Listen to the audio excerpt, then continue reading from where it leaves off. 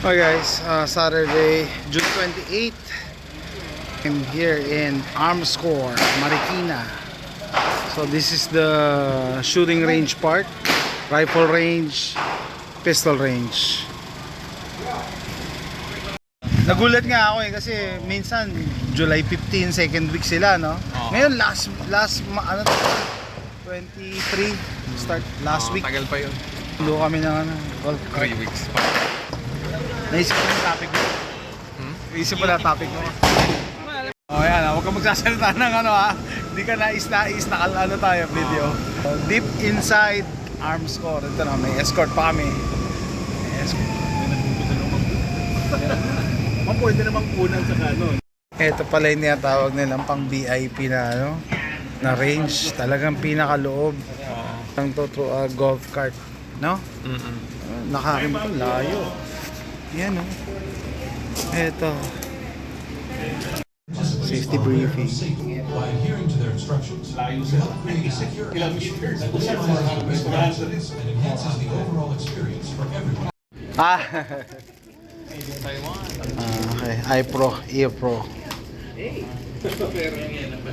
Sampo muna tayo? Okay. Charles, tingin. Hi. Okay guys, so we're here at the firearms division. So as per instruction, we can film everything except for the specifics of the CNC machines. Okay, let's go. Magamit tayo. Aisa. Ay, sorry. Ay, sorry. Robotics. Okay guys, they're using robotics in the process of making firearms.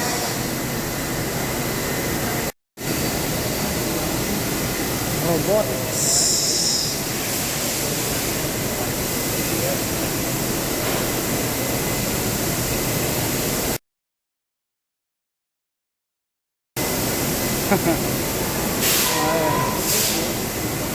Ang kulit na robotics na ginagamit nila.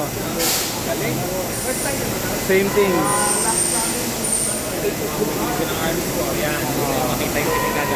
Yeah. Hindi na manual eh. Hindi na manual.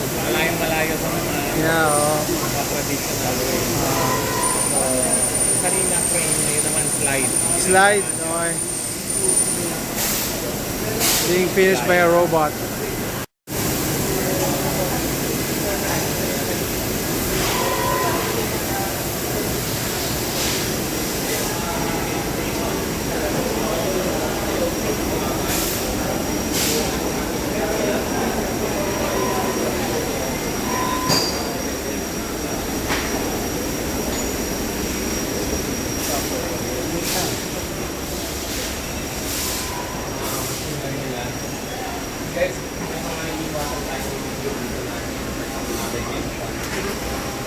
Yeah, go.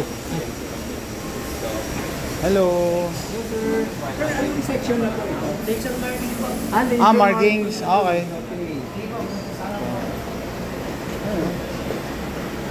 Okay, mga pistolero, nandito tayo. Laser marking. May kasama ako mga vloggers. Okay, laser markings, engravings. Natin, ano? Fired up.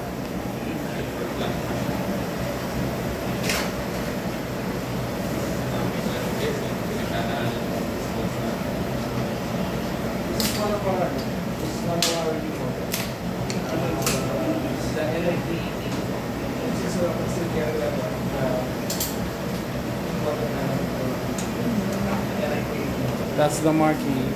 Rock Island, okay. So this is headed to the US, right? Punta ng US to. Rock Island. This is headed to the US.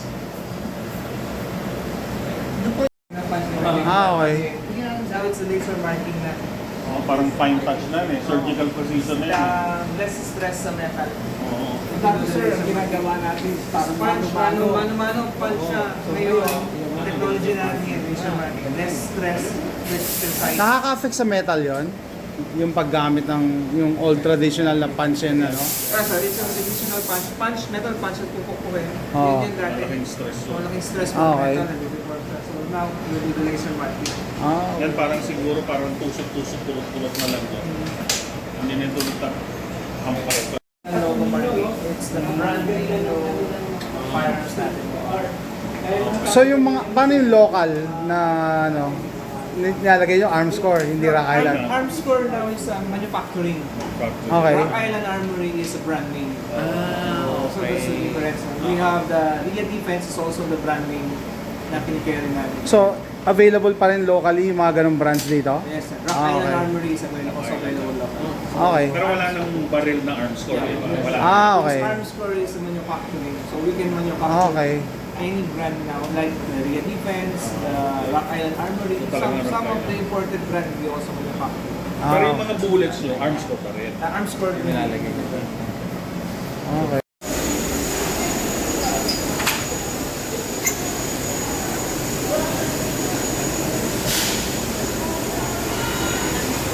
Restricted area.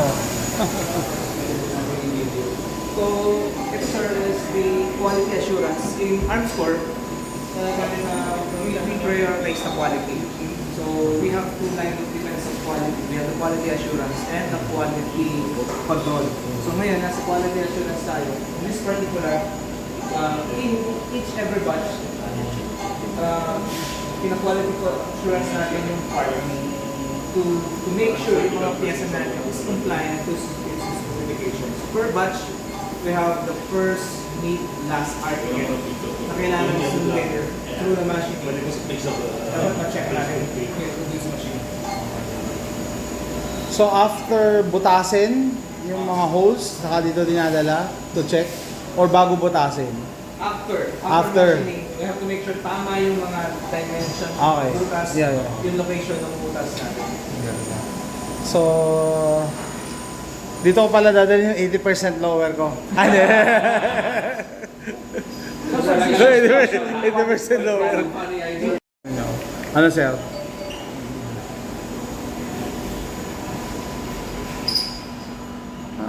So, hindi na contouring. Ito mo ha, di ba? Oo. Napakasaya. Ano yan dimensions, no? Talagang even na contour. Pati yung contour, yeah. Nakuha niya. So ano to, semi-auto. That's a Kasi semi wala siyang butas para doon sa ano niya. Sa happy switch. Sa happy. Sir, meron ding halimbawa for Nakaka-open yung machine. Siya yung papalit ng sarili niya. Ang gusto namin malaman, saan yung tinatapon yung scrap? Okay, this is Tatayo ka ba ng branch ng bakal? Mga ano ko na negosyo eh. But ngayon, nowadays, siyempre, the technology that we have is very precise. Na-minimize na talaga. Yeah. Yung spillage tsaka But ano. still, siyempre, hindi naman natin ma-perfect 100%. Tama. Meron pa rin tayo lumalabas dito. Yung The setup, so di ba, 100% every time na may lumalabas sa makina. Quality control team. Bago na nagsusukat ng piyesa. Galing oh.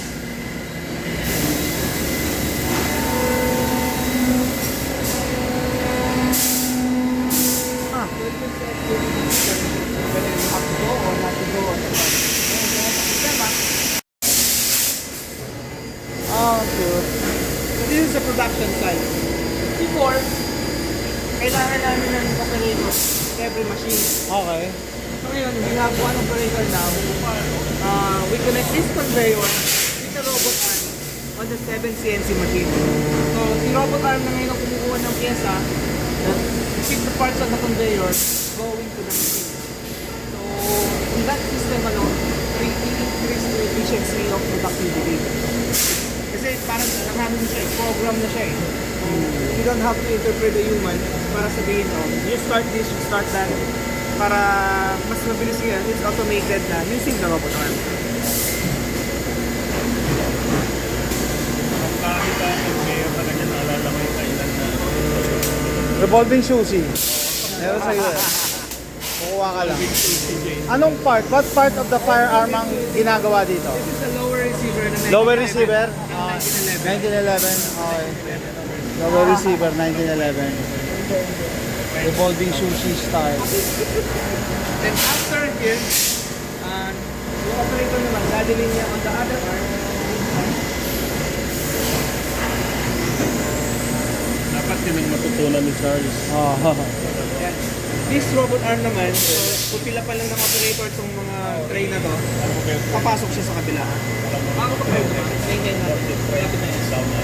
Oh. 3 minutes. Let's wait for 3 minutes para makita niyo sir yung... Hindi na kailangan ng muna ng tao. Iwanan ko na yan dyan. Siya nang bahala mag-operate ng makina natin. Okay, so anong ginagawa doon sa loob? CNC ba yan? CNC dito sir. So, ang this section, yung right side. Ang titingnan sa dalawang to, yung left side. Kasi naka-flip dun sa kabila eh. I-flip namin on the other side. So it means it's faster and safer kasi hindi na tao yung Yes, sir. baka maipit. Okay. In the advent of all these new technologies,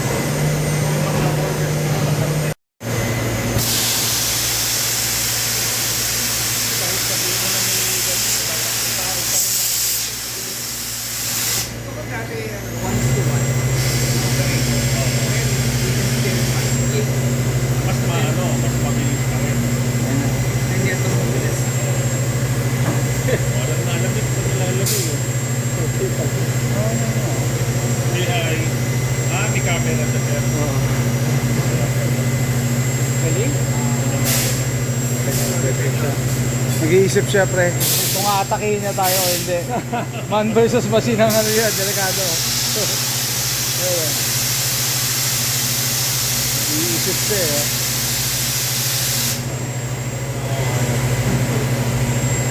Ayun, titignan ka Paul oh. Titignan ka Paul oh. Sama tumingin oh. Huwag akong kunin mo. Man versus machine.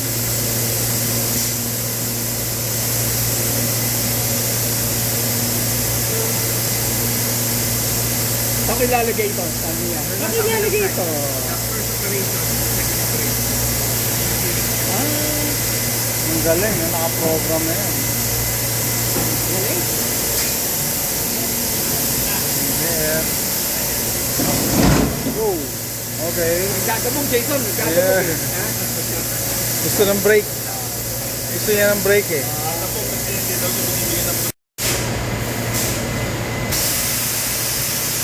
Yan na, oh. Babalik ka rin niya kasi ni-rinse. I-rinse it.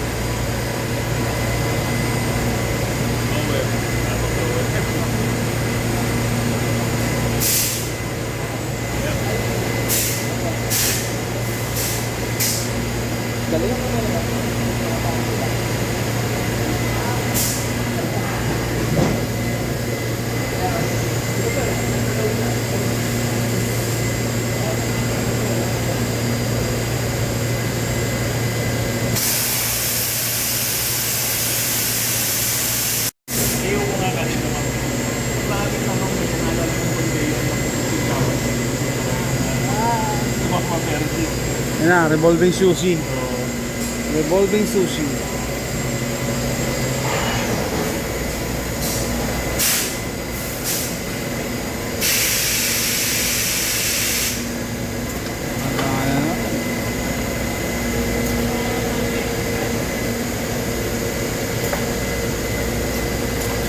Kunin mo ano.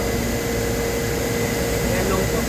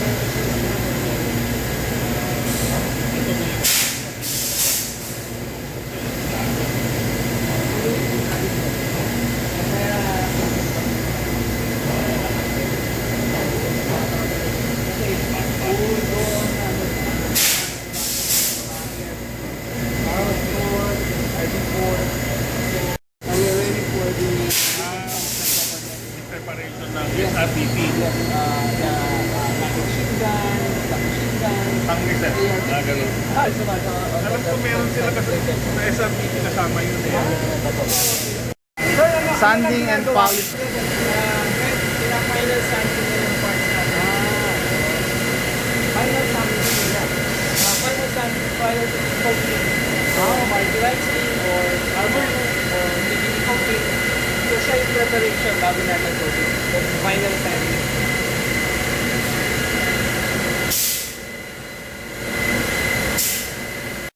Sir, how many hours pala bago for maintenance yung ganitong klaseng robot? Every day, we do the 2 hours maintenance. Okay. For the cleaning, for the check everything, change oil, palit ng mga sanding, check ng bearing. Okay. So every day we have 2 hours maintenance lagi. Every day. So doon siya nagbe-break. So each every machine, meron tayong mga schedule niyan na sinusunod para magawa yung mga maintenance schedule. Pero everyday to tumatakbo? It runs everyday? Every day. Up to, during daytime lang, hindi magdamag? 24 hours. 24 hours, Just have okay. to break it for the maintenance. Okay, Check okay. everything bago ulit siya kumandar. Okay. So, yun ang advantage ng robotics, walang overtime, pero kailangan up to date yung But maintenance. you have to maintain it. Yeah, okay. Kailangan, that's the secret of it para maging Ito sir, 24 hours din ba itong mga robotics dito? Pero may nagmo-monitor din. We have department manager. May supervisor dapat. We have the system. This is the systems that we follow. So ito sinasabi ko sa'yo, we integrate in monitoring everything. This is the control center. This center is the one who's sending you an email, sending you message. Kanina, yes. Yes. So, ito yung pagkakaiba niya when it comes to Industry 4.0. So, everything na makikita mo na dito, like in Pwede daw po. Okay guys. Si Paul kinalabit ako eh. Gusto namin ito. Tinatapon niyo lang ba to? Just throw this away. Pwede namin pick upin. I assume sir, kada section meron kayong kill switch, emergency papatayin pag may problema. Ganito pa kita emergency stop. Emergency stop. Meron. Everywhere has a red button. Red button, ayan. Okay. It's automatically will kill the whole system. Okay. Kill switch siya. Ayan, kasama sa safety yan eh. Black line yung Okay, solid block of aluminum. we have 6 CNC machines and then 4 robot arms. Nakita Okay. nyo yung kabila, isang robot arm. That's an industrial robot arm. Now, this robot arm, CNC machine, STK 100. this is a collaborative robot. So, it can, pwede na silang makipag sa tao. So, it can detect human. Talaga? Yeah. Yung kabila, di ba may cage? Because that's industrial, you cannot detect na human. Okay. This robot arm is a collaborative. It can detect human. It will not harm you. Kapag na-detect niya, it will stop. Okay. Ganun siya. So, wala siyang cage. Are you aware that this is how Skynet started? Ito yung sinusukat nyo. Ito yung susukat nila. Solid block of aluminum. Solid block of aluminum. That's the raw material. Yeah, okay. So, kumanin niya, ilalagay mo. They turn it to this.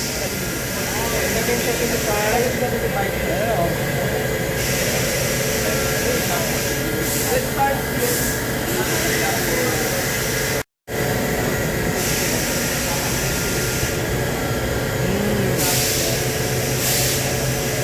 Pero itong mga STK na pumitiyak pa rin sa gitna, o solid na. This one now is the 1 piece. One Ito piece. yung STK 200. The 200, the 150, and the STK, yung STK full niya.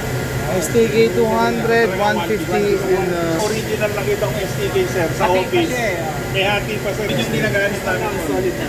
Wala na. Parang laruan din. so one block of material, dalawa nagagawa. Okay, they can produce 2. One block of solid aluminum. STK 200. This is the STK 100. 100, yeah. Pero 100 is a shorter version. So wala na siya talaga yung hot na. It's a one piece. One piece na talaga. sanding, polishing. Ito ata ng polisher. Ito wala lang. Sanding. Okay. Ito kasi may backing wheel. Bopping wheel. Okay. Yung backing wheel. So, depende rin sa model na titirahin. Like the backing wheel. Depende din. So for all guns to, Yeah. pistol. Pistol, so do the STK-100. You can use the same robot, i-reprogram lang kung gagamitin nyo sa rifle. Yeah. Okay. Revolver, rifle, Okay. even the small parts, yung mga maliliit na pinapolish, we can do that. The small parts, yung mga Oo. ambi-safety, light stop, trigger, Ano, ginagawa nyo ba yon? Hindi nyo sinasubcontract yon? we do it in-house. Okay. Kasi ibang manufacturer, yung mga small stuff, binibili na nila. Small parts like the mga OEM Mga spring, parts, yung mga- that's stop. Okay. I mean, we do the polishing and Polishing, mga okay. mga ganun ang mga parts na yun natin. Tama. Kung meron pa kayong fitting issues, yun na. Kayo nagagawa na. That's the finishing issue. Pag binili namin yung parts from the supplier, it's drop-in. Drop in, okay. Drop-in na siya.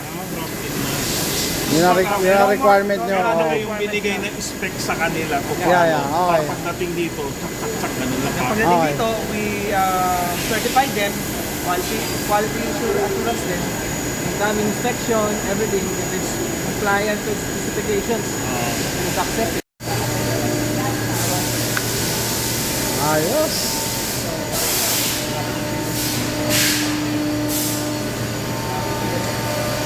Okay guys, we're here inside the firearm manufacturing plant of Armscore or Rock Island Armory in Marikina. CNC, wala tayong makikita ang robot arm. But the process is Ito. we buy the raw material. This extrusion. So, every step may allocations ng CNC machines natin. So, pag receive the material natin, cut in type.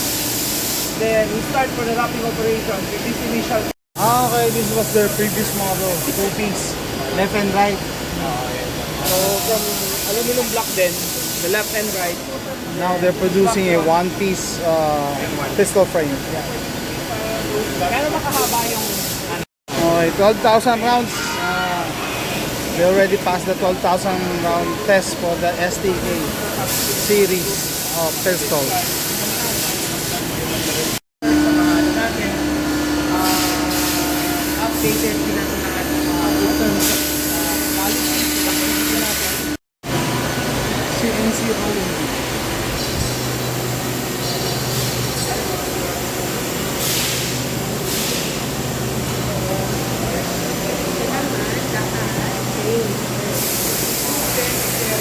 Showing the lower receiver.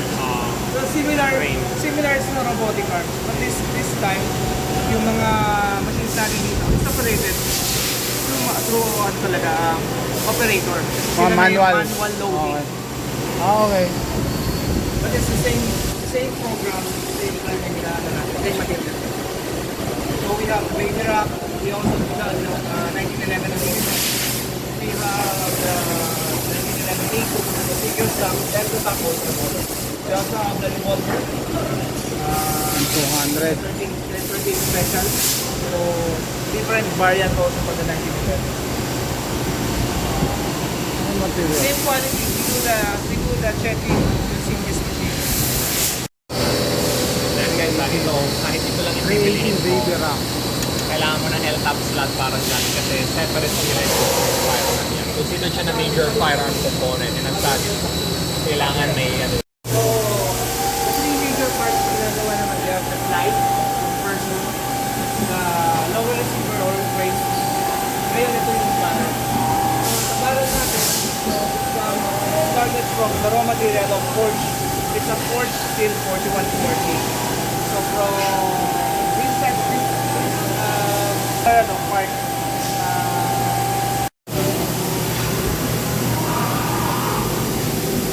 Hello po. Hello. Barrel, oh.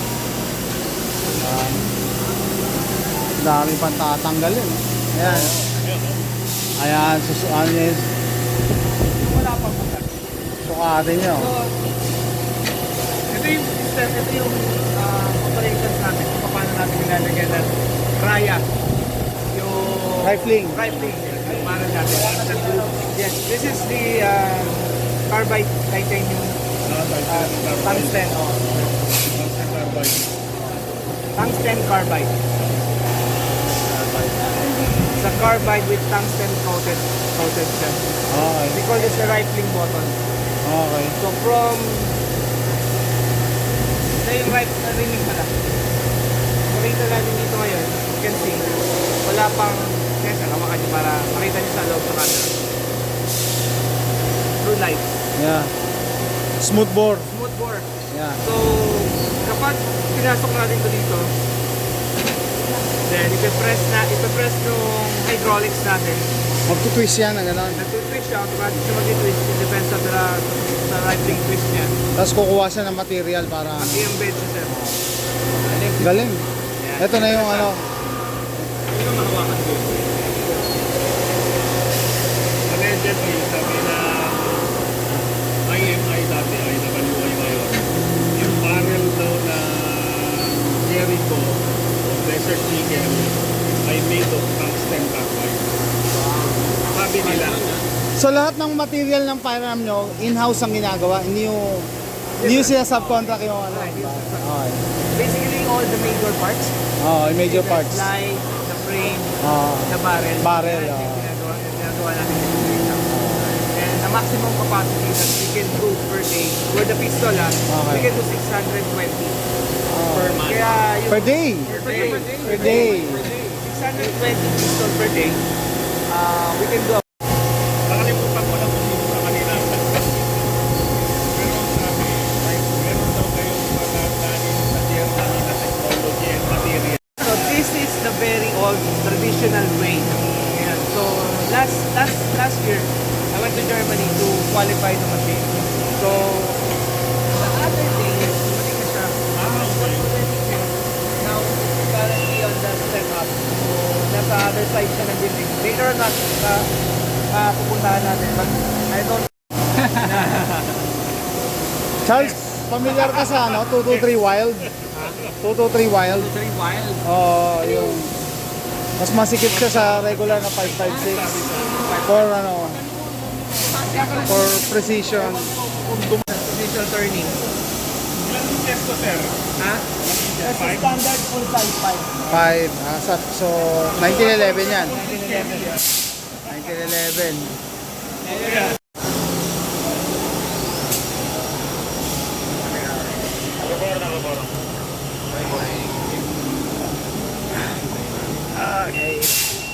Okay. Parang ano yan eh. Nabangan mo, Charles, yung amo, glass.